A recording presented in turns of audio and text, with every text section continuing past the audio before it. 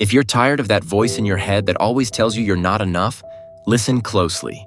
Because in the next few minutes, I'm going to show you how to silence that critic and finally hear the voice that's truly yours. Have you ever noticed that little voice in your head? The one that seems to always have something negative to say? It tells you, you're not good enough.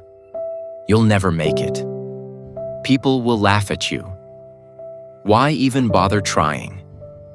That voice is what we call the inner critic. And the strange thing is, it sounds so convincing because it uses your own voice. It feels like you're talking to yourself, but in reality, it's nothing more than a pattern of thought, a loop that plays again and again. And if you believe it, if you give it power, it shapes your entire life. Think about this for a moment. How many times have you held back from doing something because of that voice? Maybe you wanted to speak up in class or in a meeting, but the critic whispered, "You'll embarrass yourself." Maybe you wanted to start a project, a channel, a business, but the critic said, "You're not ready. Other people are smarter. Who are you to even try?" And so you stayed silent. You stayed small. You let that voice define your limits. But let's stop and ask a critical question. If that inner critic is always putting you down, always making you feel less than, can it really be you? Because if you pay attention closely, you'll realize something powerful. The voice speaks, but you are the one hearing it. The voice criticizes, but you are the one who notices it. That means you and the inner critic are not the same. You are the awareness behind it. That's the first step to freedom. Realizing the critic is not your true self. The truth is, the inner critic is like an echo of the past. It's made up of old experiences, old fears, words from teachers, parents, peers, and even strangers that got stuck in your mind. Maybe when you were a child, someone told you you weren't smart enough. Maybe someone laughed when you tried to sing or draw or speak, and that memory became a wound. Now the critic keeps replaying that same judgment every time you want to step out of your comfort zone. It's not you speaking. It's the past. And the past has no right to dictate your future. Everyday life proves how loud this critic can be. You wake up in the morning and before your feet even hit the floor, a thought slips in. I'm already behind. I'll never catch up. You look in the mirror and the critic says, you don't look good today. People will notice. You scroll through social media and the critic compares you to others. Look at them. They're doing better than you. You're wasting your time. Isn't it exhausting? It's like carrying around a bully in your head 24/7. But here's the shift. What if, instead of fighting the critic or believing it, you simply recognized it for what it is? A thought, just a thought, nothing more? When a thought says you can't, you pause and notice. That's my critic speaking. That's not me. By observing instead of reacting, you weaken its power. The critic feeds on your attention, but the moment you stop feeding it, it starts to fade. Now here's where truth and critical thinking come in. Let's test the critic.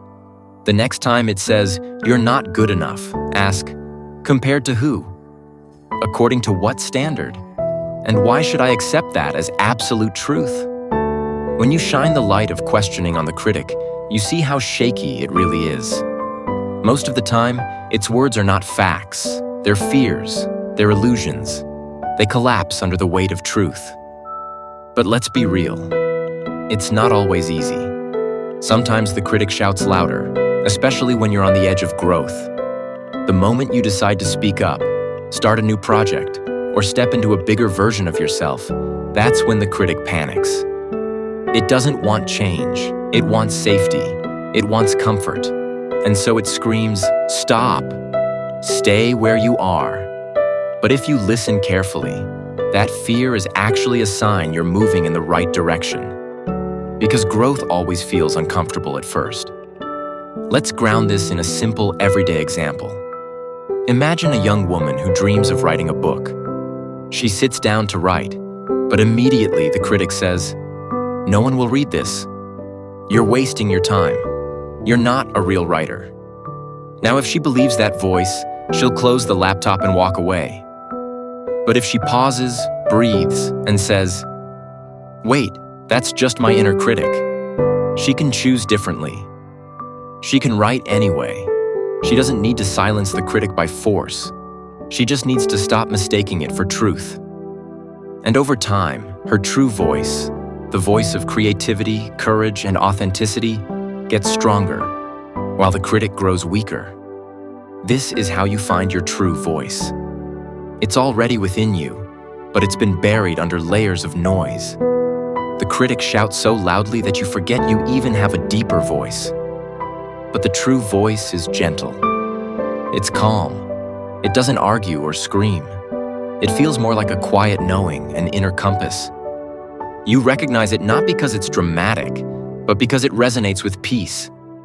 And here's the paradox. The more you stop fighting the critic and instead rest in awareness, the clearer your true voice becomes. You've probably experienced it before without realizing. Maybe you were walking alone and suddenly felt clarity about a decision. Maybe you were in nature and for a moment everything felt right, even if your life wasn't perfect.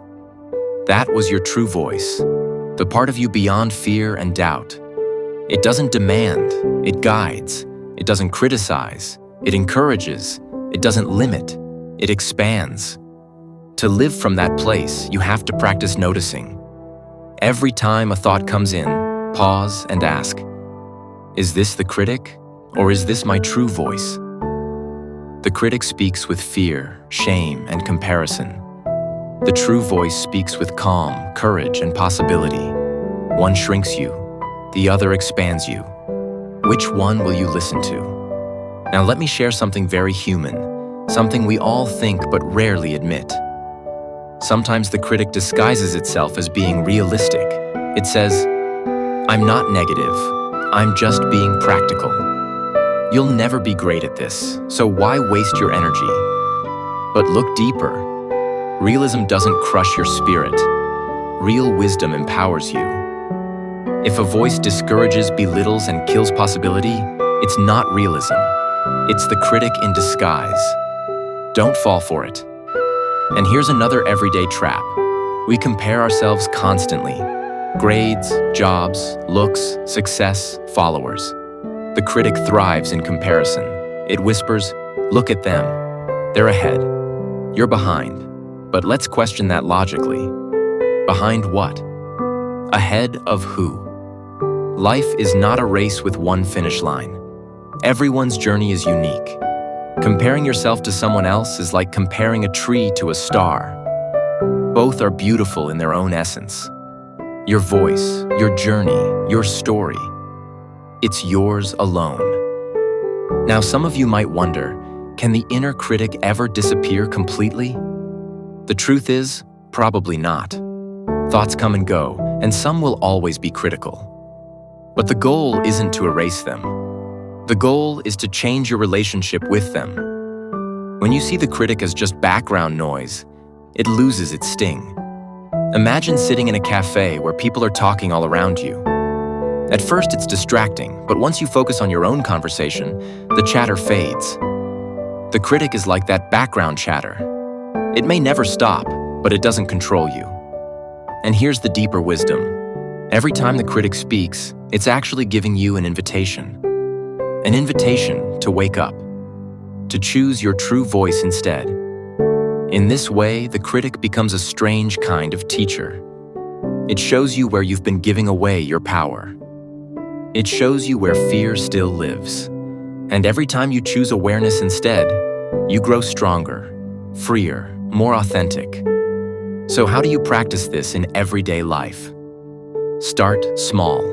The next time the critic says, "You can't," pause and answer, "Thank you for your opinion, but I'm doing this anyway." Smile at it. Don't fight it, don't argue. Just move forward. The more you practice, the more natural it becomes. Over time, the true voice becomes your default, and the critic becomes just another passing cloud in the sky of your awareness. And when you live from your true voice, life transforms. You stop being paralyzed by fear. You stop holding yourself back. You stop living for other people's approval. Instead, you live from authenticity. You speak up when you need to. You take risks that matter. You create. You connect. You live fully. Because your true voice is not just about you. It's the gift you bring to the world. So let me leave you with this. The next time you hear that inner critic, don't run, don't hide, and don't surrender. Simply notice it, question it, and choose your true voice instead. That choice, made moment by moment, will reshape your life more than anything else. Because when the critic grows quiet and the true voice rises, you finally realize the truth. You were never broken. You were never lacking. You were never unworthy. You just forgot who you were beneath the noise. And now it's time to remember. Silence the critic. Find your voice. Live your truth. The world needs it.